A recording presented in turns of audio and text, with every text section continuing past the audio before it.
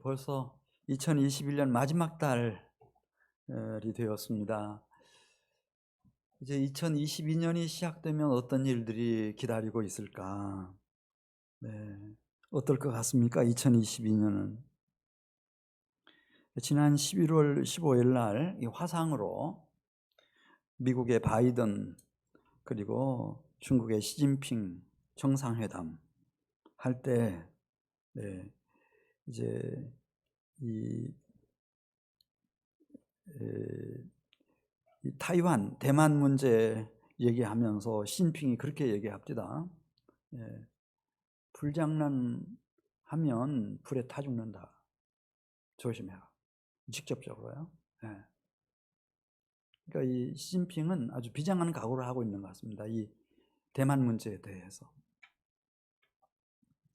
러시아도 여러분 아시는 것처럼 이 우크라이나가 이제 EU 쪽으로 가입하려고 자꾸 이렇게 하고 하니까 지금 병력 17만 5천 명을 우크라이나 쪽으로 다 이동 배치하고 있고 지금 훈련에 집중하고 있고 내년 연초가 되면은 작전 개시하겠다.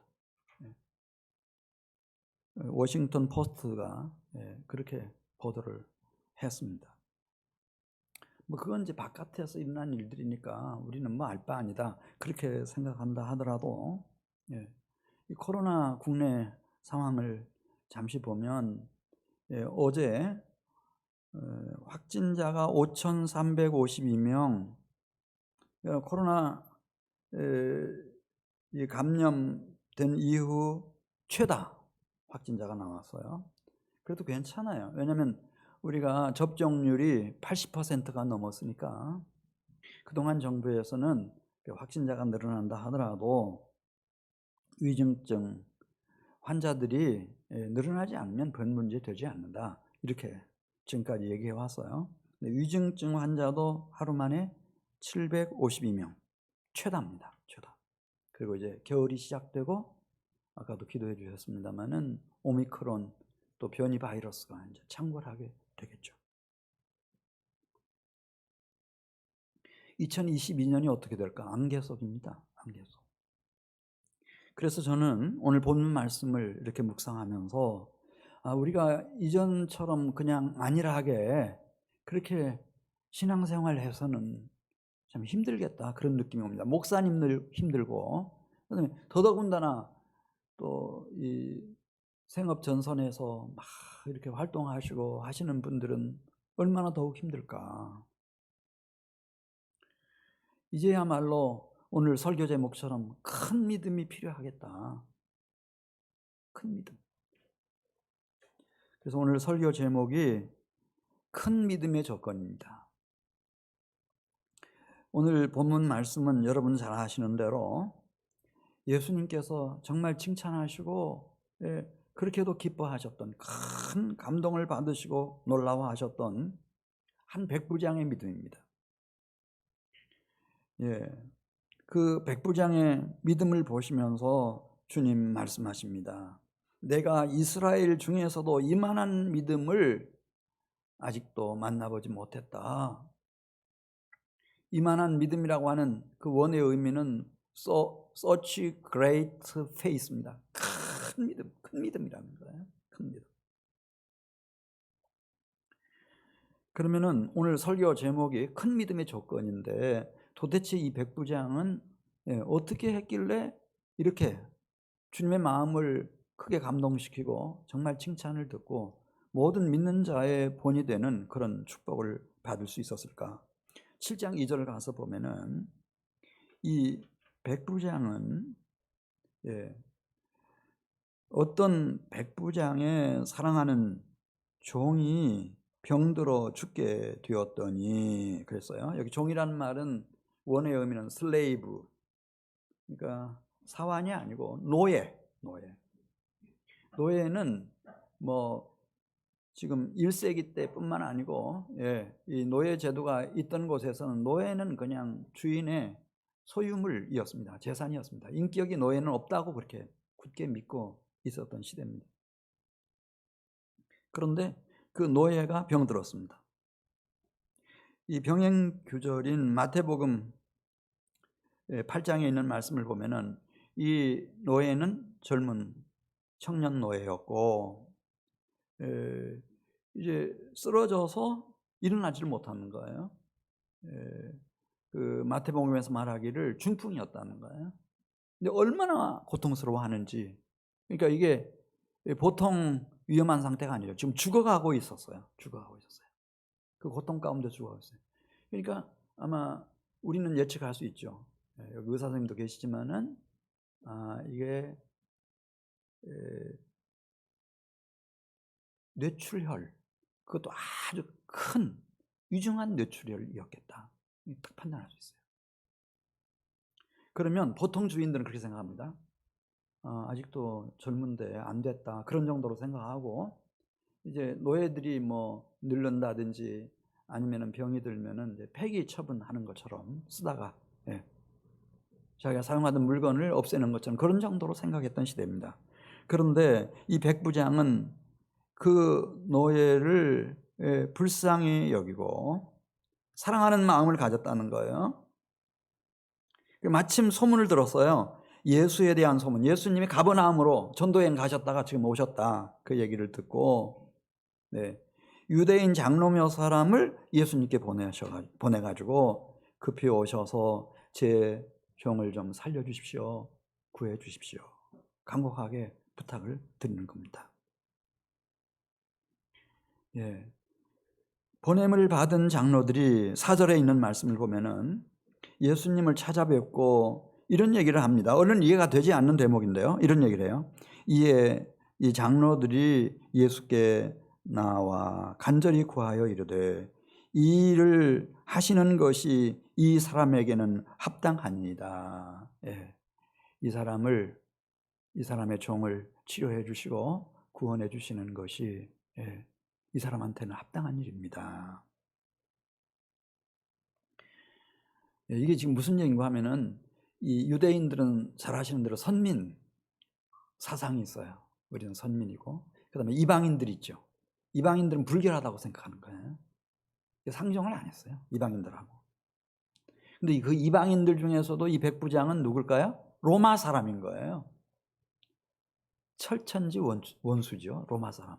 로마 사람들이 자기들을 강제로 점령하고 지금 압제하고 있잖아요.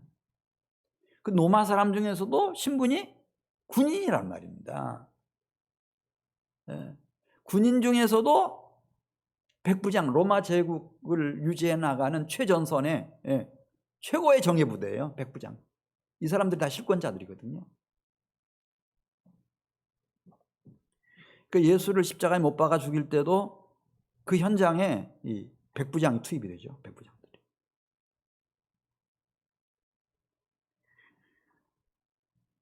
그런데 이제 유대인 장로들이 이 사람은 로마 사람이지만은 군인이지만은 백부장이지만은 이 사람 다릅니다. 이 사람은 어떤 마음을 가지고 있는 사람인지를 6절에서 설명합니다. 자, 우리 5절로 가겠습니다. 7장 5절 말씀. 그가, 이 백부장이 말이죠, 우리 민족 피정복민인 된 우리 유대인을 어떻게 했다고 그랬어요? 불쌍히 여기는 마음으로 사랑하고. 어느 정도로 보통 백부장들은 억압하기 위해서, 학대하기 위해서, 지배하기 위해서 있는 건데, 이 사람은 피정복민인 유대인들을 사랑했다는 거예요, 불쌍히 여기는 마음으로. 그리고 어느 정도로 이들을 잘 돌봤나 나오죠. 5절 마지막에 우리를 위하여 무엇을 지었나이다. 자비랑하고 자기 개인 재산을 털어가지고, 우리로 말하면 교회를 건축해가지고 신앙생활을 그리스도인들이 잘 할 수 있도록 다 도와주는 거예요, 지원해 주는 거예요. 이게 쉽습니까, 여러분? 쉽지 않죠. 바로 이거예요. 이 마음은, 그러니까 그게 피정복민족인 유대인이든 인권을 존중받지 못하던 그 당시의 윤리 도덕으로 노예이든 불쌍히 여기는 마음, 이것은 누구의 마음이었나? 7장 13절에 나오죠. 예수님의 마음이었어요. 불쌍히 여기는 마음, 불쌍히 여기는 마음. 예수님이 또 산상수훈에서 팔복에서 말씀하시죠. 긍휼히 여기는 자는 복이 있나니 그들이 긍휼히 여김을 받을 것이며. 예수님이 참빛이신 예수님이 이 세상에 오시니까 이제 그 빛을 받아가지고 더 아름답게 빛나기 시작하는 거예요. 그분 앞에서. 불쌍히 여기는 마음, 사랑. 이거 굉장한 거거든요, 여러분. 빛이 비치면 산 위에 있는 동네가 다 드러나듯이 등불을 켜서 등경 위에 올려놓으면 집안 사람들을 다 비추이듯이 참빛이신 예수님이 오시니까 가버나움의 백부장의 그 불쌍히 여기는 마음, 그 사랑이 보석처럼 빛나기 시작하는 거예요. 그러면서 예수께서 십자가의 갈보리 언덕 십자가 위에서 달려 돌아가실 때도 모든 사람들은 당연하다고 생각했어요. 예수가 저렇게 참혹한 죽음을 맞이하는 거 당연하다. 그런데 그 중에 한 사람, 이방인입니다. 로마 사람입니다. 군인입니다. 백부장입니다. 그가 이렇게 증언하고 증인으로서 증거합니다. 백부장이 1년에 된 사건을 생각하면서 하나님께 영광을 돌려 이르되 이 사람은 정령 의인이었도다. 예수님 부활승천하시고 난 후에도요, 그 빛은 사도행전 10장 1절에 보면 가이사랴 백부장 고넬료에게 그대로 비춰져서 그 후배 백부장도요, 피정복민인 유대인들을 그렇게 사랑했다는 거예요. 불쌍히 여기는 마음으로 그렇게 많이 구제하고 온 가족과 함께 하나님 앞에 기도하고 하나님을 섬기고, 얼마나 하나님이 기뻐하셨는지 꿈 가운데 나타나셔서 그에게 너 베드로를 청해서 말씀을 들어라 그렇게 말해주시고, 이 백부장의 믿음, 이 신앙은 어떤 믿음이었나? 이 불쌍히 여기는 마음, 불쌍히 여기는 마음. 예수님이 그렇게 말씀하시잖아요. 당신이 이제 백보자 심판을 할 때 우측에 있는 의인들에게 말씀하신다는 겁니다. 창세로부터 너희를 위하여 예비된 영원한 나라를 상속받으라. 그 이유는 내가 주일 때에 너희가 먹을 것을 주었고, 불쌍한 마음을 가지고 목마를 때 마시게 해주었고, 나그네 되었을 때 영접해 주었고, 헐벗었을 때에 옷 입혀 주었고, 병들었을 때에 돌보아 주었고, 옥에 갇혔을 때에 와서 보았느니라. 그러면서 언제 그렇게 했는지를 친절하게 설명해 주십니다. 지극히 작은 자 하나 불쌍히 여기는 마음으로 먹이고 마시우고 입혀주고 방문하고 돌봐주고 베풀어 준 거, 그 나한테 한 거다. 영생에 너희는 들어가라. 마태복음 7장에 보면 우리는 너나 없이 다 건축자예요. 자기 인생이라고 하는 건축을 다 하는데요, 어떤 사람은 50평에다 건축하기도 하고 어떤 사람은 500평에다 건축하기도 해요. 그 그 대지의 사이즈가 어떻게 결정되는지 저는 이제 느낄 수 있겠어요. 그건 불쌍히 여기는 마음이에요.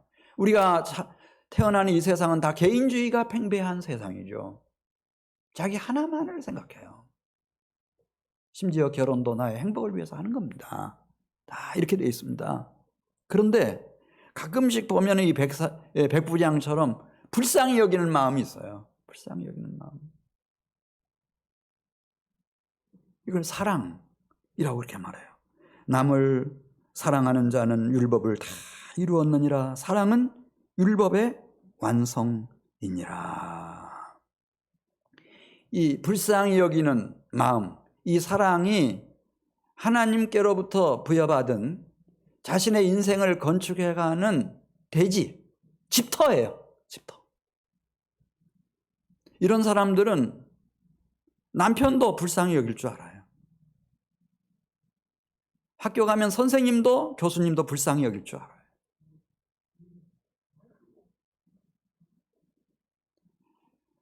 부모님도 불쌍히 여길 줄 알아요. 이런 사람들이 교회 다니면 목사님도 불쌍히 여길 줄 알아요. 아니, 백부장은 자기 동족도 아니에요. 피정몽 민족이에요. 유대인. 노예예요, 노예. 그때 윤리 도덕상으로 아무 문제 없어요. 관심 꺼도 아무 문제 없어요. 근데 불쌍히 여기는 거예요. 아버지의 심정으로, 부모님의 마음으로 불쌍히 여기는 마음. 사랑이에요, 사랑. 우리는 같은 가족이에요. 왜 불쌍히 여길 수 없습니까, 여러분? 우리 같은 겨우로 만났어요. 왜 불쌍히 여기지 못합니까? 우리는 같은 동포예요. 왜 불쌍히 여기지 못합니까? 너무 잘나서 그렇습니까, 여러분? 그러면은 이 백부장은 어떻게 우리가 설명할 거예요? 불쌍히 여기는 마음. 이것이 대지예요. 집터예요. 결국은 그 사람이 어느 정도의 사람인가 그 인격을 판단할 때 어디까지 불쌍히 여길 수 있는 사람인가 거기에 다 달렸어요. 그건 지식이나 실력하고는 아무 상관이 없는 거예요. 원래 그 사이즈가 있어요. 불쌍히 여길 줄 아는 사람. 불쌍히 여기는 것을 두 글자로 뭐라고 한다고요? 사랑, 사랑.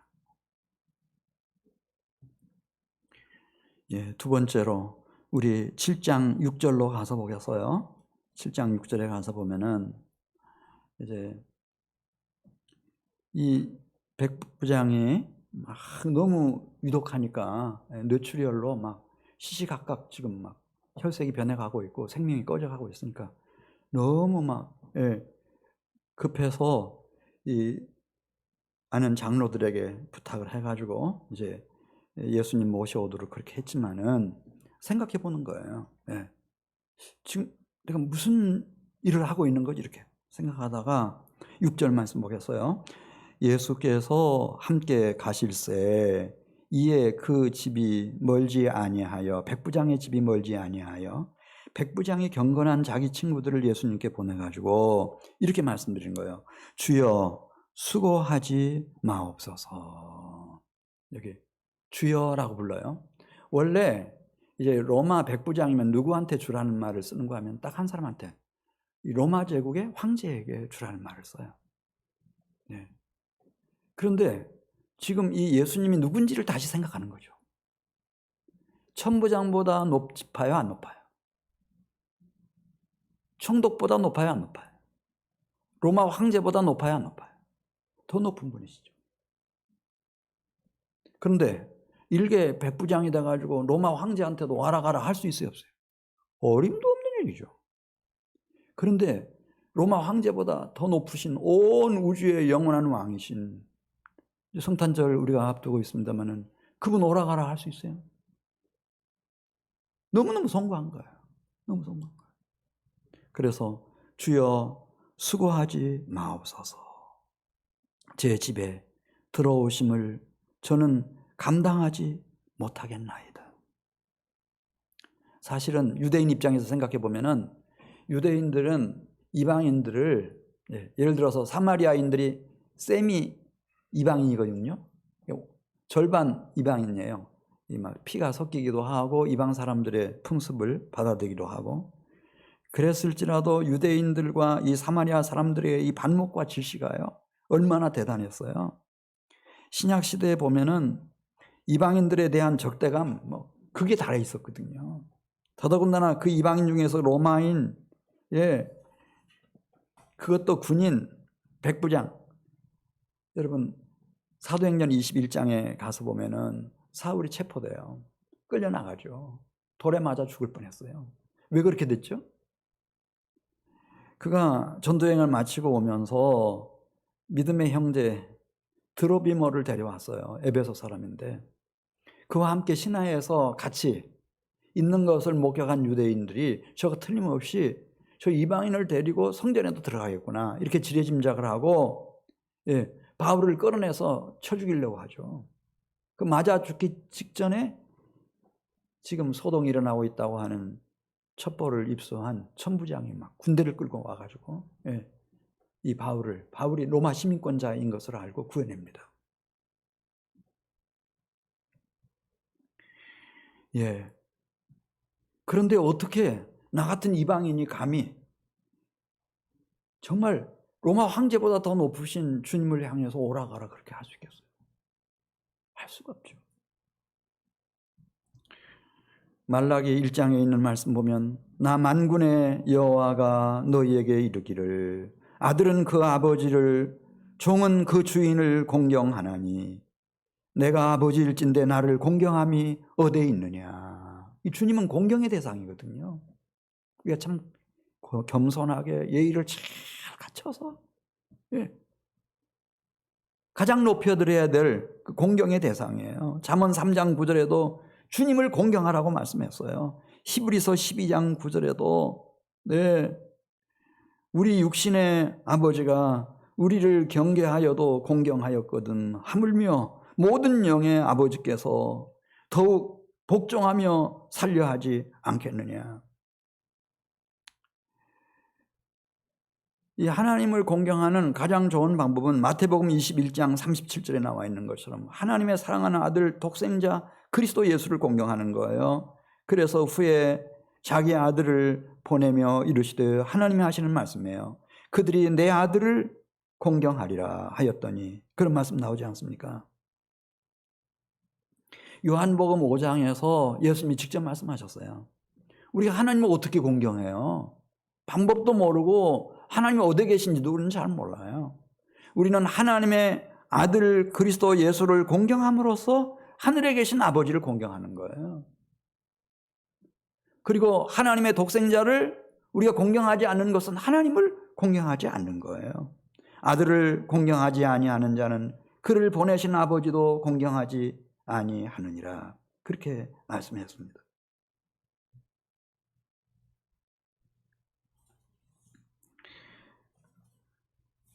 5장 8절 말씀 같이 보겠습니다. 5장 8절 말씀. 죄송합니다. 예. 잠깐 더 말씀드리고요. 그러면은 이 백부장이 제 집에 들어오실 필요 없습니다.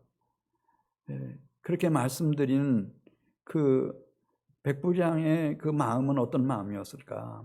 시몬 베드로를 생각해 보시면 돼요. 시몬 베드로가 빈 배를 몰고 깊은 곳에 가서 그물을 내렸는데 너무너무 많은 고기가 잡힌 거예요.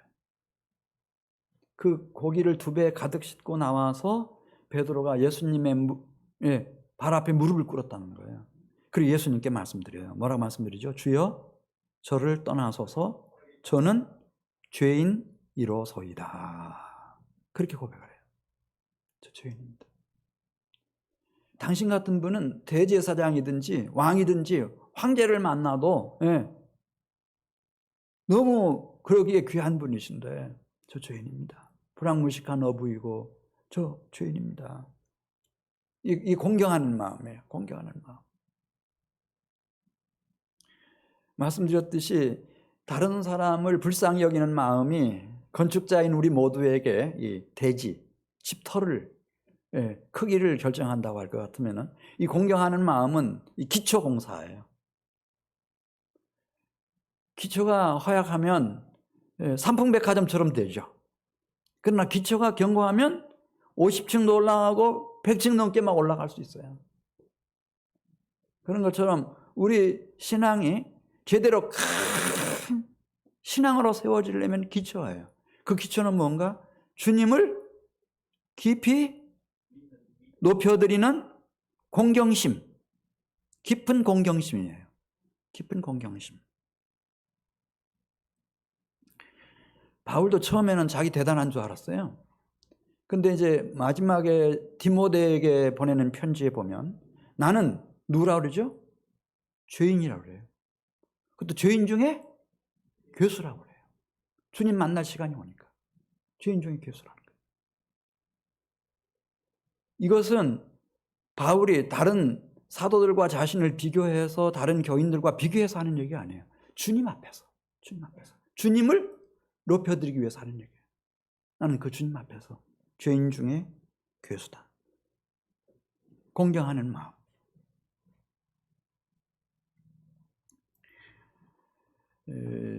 우리 사랑하는 성도 여러분들이 이제 벌써 교회 다닌 지 여러 달이 지나고 수년이 지나신 분들은 이제 이 연말을 보내면서 한번 체크해 보십시오. 내가 큰 신앙을 세워가기에 나의 기초가 얼마나 견고한지. 우리 모두는 다 인생이라고 하는 자기의 집을 건축해 가는 건축자들이랍니다. 기초가 중요한 거예요. 그 기초는 뭐라고요? 주님을 향한 공경심입니다. 공경하는 마음. 세 번째, 우리 누가복음 7장 7절 말씀 보겠습니다. 이제 본론으로 들어왔어요. 가장 중요한 요절 말씀이기도 하네요. 우리 7절 말씀 같이 읽으면서 세 번째 중요한 요건 같이 봅니다. 그러므로 내가 주께 나아가기도 감당하지 못할 줄을 알았나이다. 말씀만 하사 내 하인을 낫게 하소서. 나도 남의 수하에 든 사람이요. 그렇죠. 내 아래에도 병사가 있으니 이더러 가라 하면 가고 저더러 오라 하면 오고 내 종더러 이것을 하라 하면 하나이다. 말씀으로만 하옵소서. 그리하면 낫겠사옵나이다. 네, 말씀. 백부장이 이게 성령의 감동과 감화하심이겠죠. 그걸 딱 깨닫는 거예요. 네. 원래 로마 황제는 막 다니면서 무슨 뭐 논에서도 일하고 밭에서도 일하고 뭐 공장에서 일하고 그런 분이 아니에요. 황제는 어떻게 로마 제국을 이끌죠? 말씀으로 하는 거예요.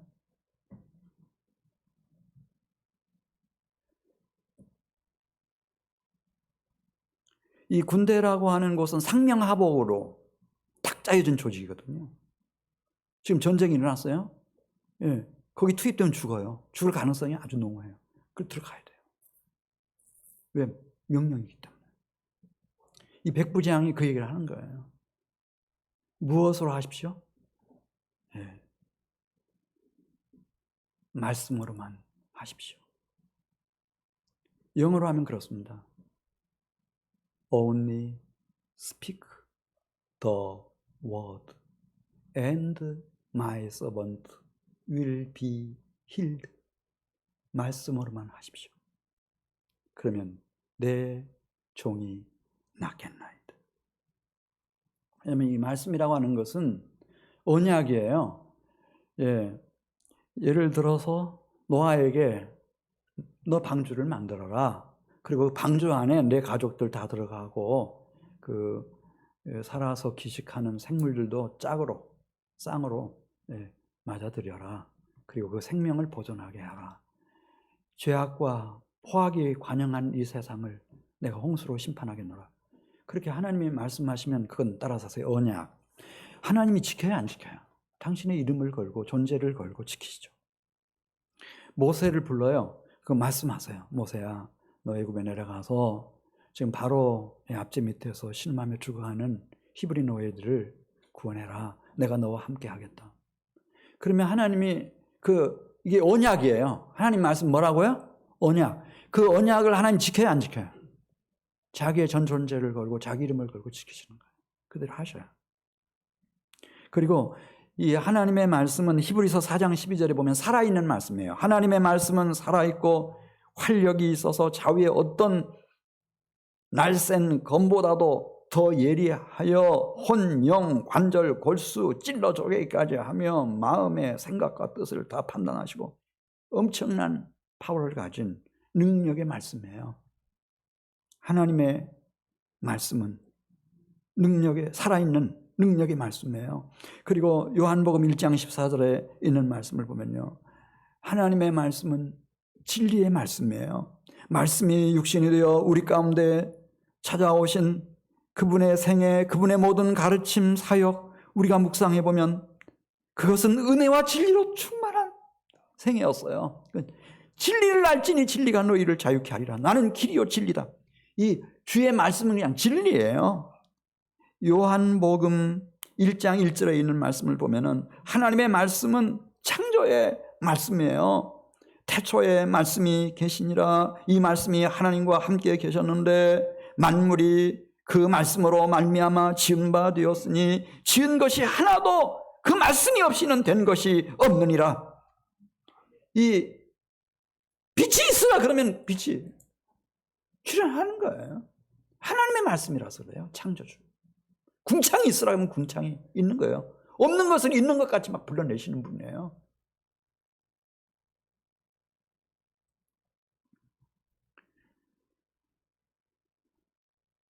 자, 제가 불쌍히 여기는 마음, 그걸 두 글자로 뭐라고 한다고요? 사랑. 그것이 내 인생을 이제 건축해가는 집터, 대지예요. 집터. 그만큼 되는 거예요. 그 다음에 주님을 깊이 공경하는 마음, 공경심, 이것이 기초예요. 기초가 얼마나 깊이 견고하게 마련됐는지, 그것은 주님을 공경하는 마음이에요. 그 다음에 여기 말씀이 하나님의 영원한 진리다, 그렇게 확신하고 그 말씀을 끝까지 신뢰하는 신앙생활이, 이게 이제 그 기초 위에다가, 그 대지 위에다가 건물을 올리는 거예요. 그 높이를 결정하는 거예요. 그 규모를 결정하는 거예요.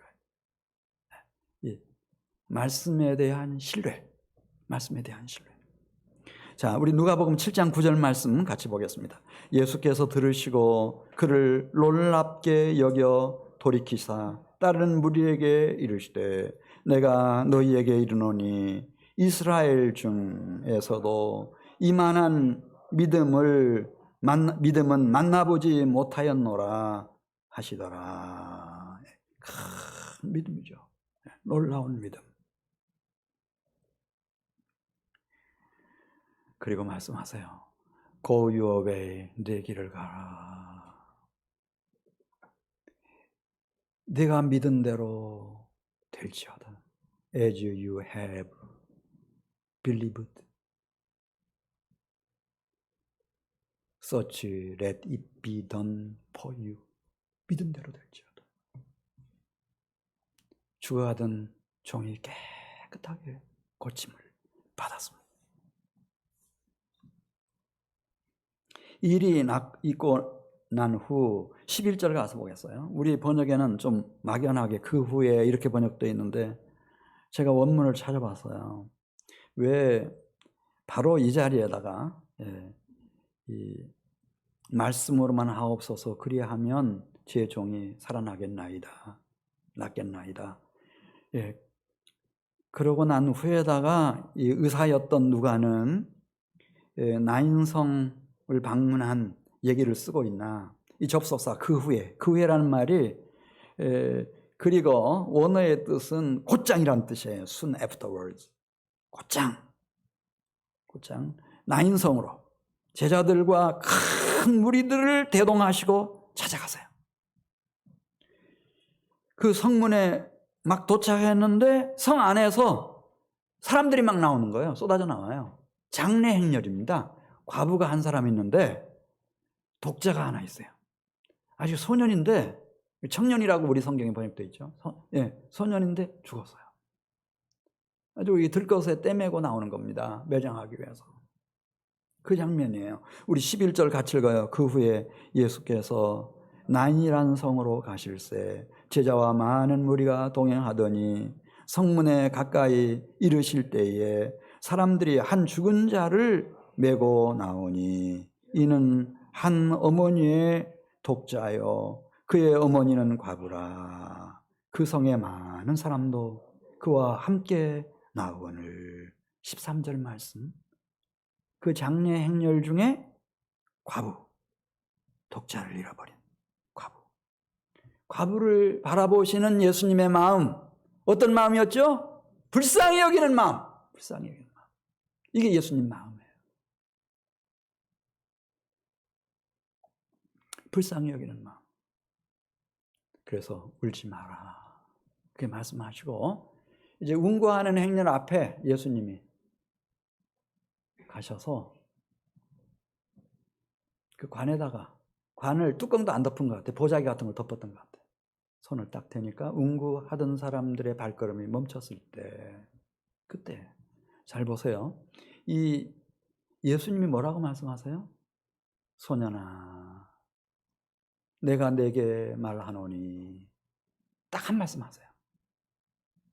어라이즈 일어나라. 일어나라. 근데 이 나인성이 수가성 죄송합니다. 수냄 지역이거든요. 근데 수냄은 역사적으로 유명한 곳이죠.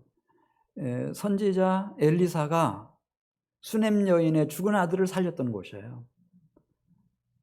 그러니까 뭐 성지처럼 되어 있는 곳이죠. 거기서 예수님이 이제 큰 위대한 선지자로서 그분의 말씀이 얼마나 능력이 있는지를 실증적으로 보여주시는 거예요. 그 엘리사는 어떻게 했죠?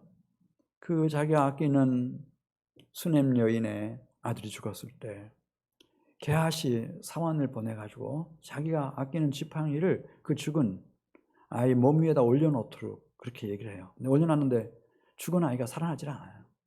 직접 자기가 찾아 들어가가지고 얼마나 하나님 앞에 기도를 했는지 기도 끝나가는데도 살아나질 않아요. 그러니까 시신을 만들어보니까 얼마나 차가웠겠어요. 얼음장 같죠. 예.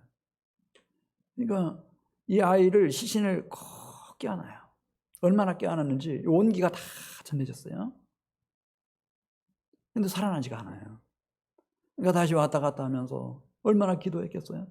그 또 이 아이를 껴안는 거예요. 근데 하나님이 그 지극정성을 보셨는지 그때였어요. 이 아이가 재채기를 하는 거예요. 7번 재채기를 하면서 일어났습니다. 그래서 살아났던 수냄입니다. 수냄. 거기 예수님이 가셨어요. 예수님이 가셔서 예수님이 어떻게 하셨죠? 어라이즈 일어나라. 깨어났어요. 얘기하는 거예요. 예수님. 어머니에게 그 아들을 돌려줍니다. 그 순간이었습니다. 그 순간 예수님과 그 제자들과 그를 따르던 많은 무리들이며 나인성에서 막 쏟아져 나오던 이 장례 행렬들이 그 광경을 보고 어떻게 됐는지를 이렇게 썼습니다.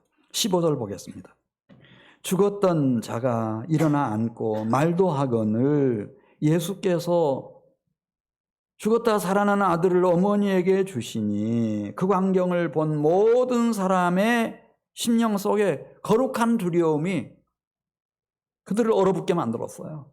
그리고 모든 입으로 하나님께 영광을 돌려 찬양하기를 큰 선지자가 우리 가운데 일어나셨다.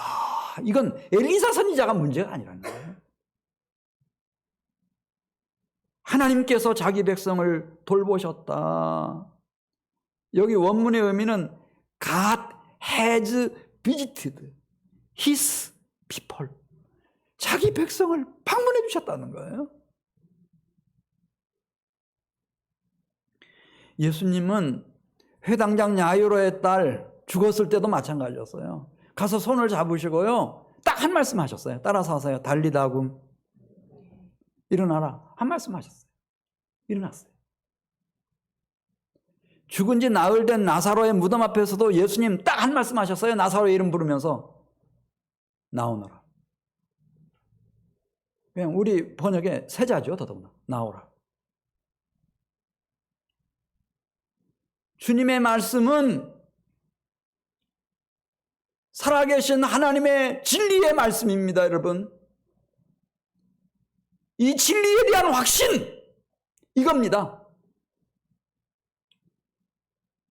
주님의 말씀에 대한 신뢰.